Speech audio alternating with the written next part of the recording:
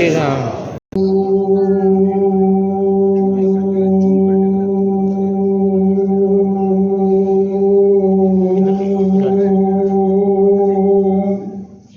वंदे मातरम, वंदे गौ मातरम, वंदे वेद मातरम। जय श्री राम, जय श्री राम, जय श्री राम। ये कार्य आगे बढ़ता रहा। 84 में ही कालवती शाखा का कार्य विशेष रूप से शुरू हुआ। उसी में संघ के कार्य बढ़ते बढ़ते आगे चला और फिर धीरे धीरे करके हम सब लोग कार सेवा में गए। मेरे पास उस समय गरौंडा प्रखंड का दायित्व कार से हमारी संख्या यहाँ से चल के अम्बाला पहुंचे। अम्बाला से वापस आना हुआ, फिर दिल्ली के रास्ते फिर वापस हुए और फिर जलेश्वर पर ही मेरा एक आश्रम का संघ रुका, लेकिन चढ़ गया दोबारा से। फिर कानपुर से 3 भाग हो गए और कुछ लोग बस से गए, कुछ ट्रेन से गए और उतरते गए चढ़ते गए। पुण्यकांड भी हुआ जो उल्लेखनीय हुआ। क्या रण प्रांत में उल्लेखनीय योग क्या है कि वहां पर कार सेवा के साथ साथ सबसे पहले जेल सेवा, उसको जेल के फाटक को 4.5 घंटे तक अवरुद्ध कर दिया। मुकदमा भी चलने की स्थिति आई, वो भी ठीक हो गया। और उसके बाद हमने जो देखा वहां पर जो शिव का पूजन हुआ उसमें भी रहा, जिसको बाबरी मस्जिद कहते थे लेकिन राम ही मंदिर था, उसमें भी पूजा की। और बाद में जब भूमि पूजन का समय आया तो भी उसमें जाना हुआ और इस समय में प्राण प्रतिष्ठा का कार्यक्रम था। 20 तारीख को पहुंचना हो गया। हमारे 66 संत वहां पर पहुंचे, 14 साधवी पहुंची, 8 कार्यकर्ता हुए। इस तरह से ये कार्यक्रम बहुत सफलतापूर्वक हुआ। देश का चाहे तो हमारे विशेष नागरिक थे, खेल वाले थे, चाहे वो फिल्म स्टार थे, उद्योगपति रहे, कलाकार थे, चाहे वो राजनीतिक क्षेत्र के थे, सभी को वहां बुलाया गया, निमंत्रण दिया गया और सब वहां उपस्थित रहे। व्यवस्था बहुत सुंदर रही, सुरक्षा रही, किसी तरह का कोई माहौल नहीं था। 90 का जो अभी विषय आया था कि श्री राम कहने पर पाबंदी, तो ओम प्रकाश शर्मा जी मेरे साथ थे। हम इन सबको कानपुर से भेजने के बाद अखिल भारतीय अधिकारी हमारे वासुदेवानंद शंकराचार्य जी थे, उनके साथ हमने गिरफ्तार की। वहां से जो अखबार में सारी निकली वो मैंने अरुण जी को लाकर दे दी थी। तो इस तरह से कार्यक्रम करते हुए हर्षोल्लास का समय रहा।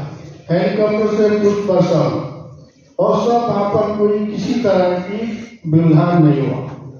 इस तरह के कार्यक्रम को यदि देख के आए, हम सब कहते थे राम लला हम आएंगे और मंदिर वही बनाएंगे, तो मंदिर वही पर बना, भव्यता शुरू हो गई। सामने बैठने का संयोग हुआ और जब सब कुछ आंखों के सामने था, बड़ा एक अलग सा वातावरण था। जैसे अर्जुन ने भगवान कृष्ण की स्तुति करते हुए कहा कि आपका ये रूप देख करके मैं हर्षित भी हूँ, प्रसन्न भी बहुत हो रहा हूँ, लेकिन बहुत विवल भी। तो हमें वहां लग रहा था कि मन एक और आनंदित था, लेकिन एक और बिल्कुल भाव विह्वल में था मन, वो क्षण जो थे। बहुत जगह पत्रकारों ने पूछा कि आपने कभी कल्पना की थी क्या कि आपके होते हुए ये दिन आ जाएगा कि मंदिर में रामलीला को विराजित होते हुए आप देख पाएंगे? हमने कहा कि कल्पना नहीं थी, ये हमारा एक दृढ़ विश्वास था, क्योंकि हमें सदा से ये विश्वास तो रहा है कि बादल लंबे समय तक सूर्य को ढक के नहीं रख सकते। कभी न कभी अनुकूल हवा चलती है, बादल छटते हैं, हटते हैं और सूर्य का प्रकाश फिर सामने आता है। तो हमें विश्वास था कि सूर्य कभी न कभी तो प्रकट होगा और ऐसे ही प्रभु राम लगातार ये अलग अलग तरह की राजनीतियां, तुष्टीकरण, धर्मनिरपेक्ष, ये वो, और उसके चलते राम केवल त्रिपाल में या टीन की चद्दर में बंधे रहे, ये लगातार नहीं हो सकता था। कभी समय आना था, तो समय आया तो हमने कहा कि हमारा विश्वास था कि समय तो आना है, समय आएगा और प्रभु राम का दिव्य भव्य मंदिर एक ऐसे स्वरूप में बनकर सामने होगा जो पूरे विश्व की उत्सुकता होगी। ये अंदर एक बैठा हुआ विश्वास था। और उस दिन जब वहां देख रहे थे, कभी आंखें भीग रही थी, कभी मन हर्षित हो रहा था उस दृश्य को देखकर, उन क्षणों को देख करके कि आखिर वो दिन आ गया जिसके लिए हम वर्षों वर्ष से ये पुकारते थे कि राम लला हम आएंगे और आगे देखो। खैर इस लाइन के लिए तो उत्साह कम नहीं होना चाहिए क्योंकि ये तो पुरानी हो गई बात। ये तब कहा करते थे कि राम लला हम आएंगे और मंदिर नहीं बनाएंगे, तो तब था। लेकिन अब ये देख करके कि राम लला ने बुलाया है और राम भक्तों और कार सेवकों के संकल्प को साकार कर दिखाया है, ये देख करके एक आनंद था। लेकिन साथ ही साथ वहां बैठे बैठे, ये नहीं कि आपके सामने बात कर रहे हैं, लेकिन साथ ही साथ वहां बैठे बैठे भी हमारा ध्यान उन सारी पुरानी स्मृतियों की ओर जा रहा था जो जब करनाल में कहीं सनातन धर्म मंदिर में, कहीं किसी गांव में जा रहे हैं, कभी किसी गांव में जा रहे हैं, कभी इस गली में, कभी इस मोहल्ले में, और लगातार शिलाओं का पूजन हो रहा है और राम ज्योति का तो नजारा वो तो अब तक आंखों के आगे, बिल्कुल आंखों के आगे है और रमा हुआ था अंदर कि जब राम ज्योति आई और सबसे पहले हमने अपने सर पर लेकर एक गाड़ी के ऊपर खड़े हुए, तो क्या उस समय जो लोग थे उस समय के कौन कौन किनको याद है वो दृश्य, कौन कौन थे उस समय?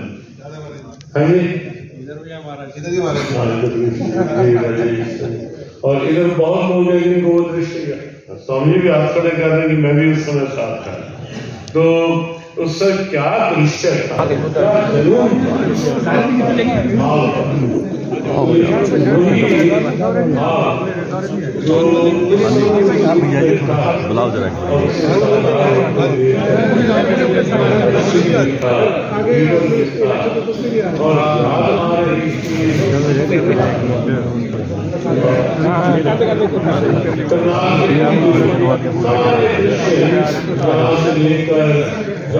स्टेशन पहुंचे करनाल के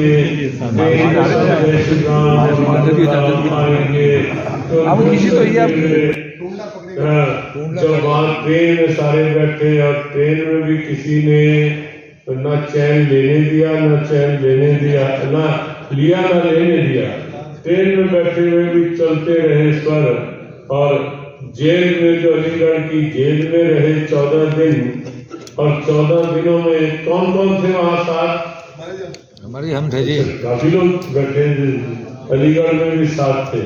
तो उस समय जो पूरा दिन सुबह से लेकर रात तक कभी सुंदरकांड हो रहा है, कभी गीता पाठ हो रहा है, और कभी ये भी याद होगा कबड्डी रामलीला भी होती थी। हाँ, रामलीला गिरधर जी थे रावण की भूमिका करते थे, और एक असंत से थे मदन जी हाँ जी हाँ जी। हाँ, वो हनुमान की भूमिका वहां की रामलीला में करते थे।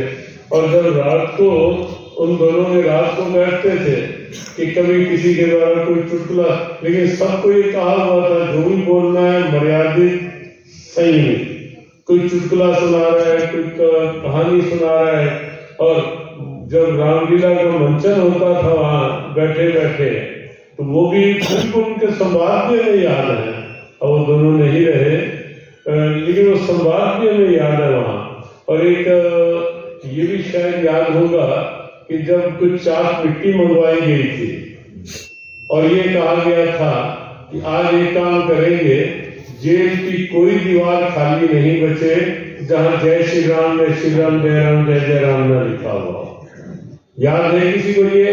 अरे मैडम जी पूनम बोल रहे हाँ जी, हैं, याद है मैडम जी। हाँ, पूरी जेल में कोई कोना नहीं छूटा जहां राम राम जय श्री राम ना लिखा गया हो। हाँ जी, हाँ, एक अवसर था, हमें बहुत कम लोगों ने देखा होगा कि कभी गुस्से में हमारी कबड्डी खेलते बढ़िया आपके साथ। बता रहे हैं, हाँ, वो बहुत कम देखा होगा हमें किसी ने बहुत तेज गुस्से में। लेकिन जेल में एक अवसर था, शायद किसी को ध्यान होगा, एक अवसर था कि जब हमें अच्छा खासा गुस्सा था और बिल्कुल दृढ़ता से सबको कहा था कि हम यहाँ से कहीं और जाएंगे किससे बाद, या इस स्थल से रहो। जब जेल का गेट तोड़ने की कुछ कार सेवकों ने कोशिश की, तो किसको याद है ये वो गुस्सा हमारा है नहीं?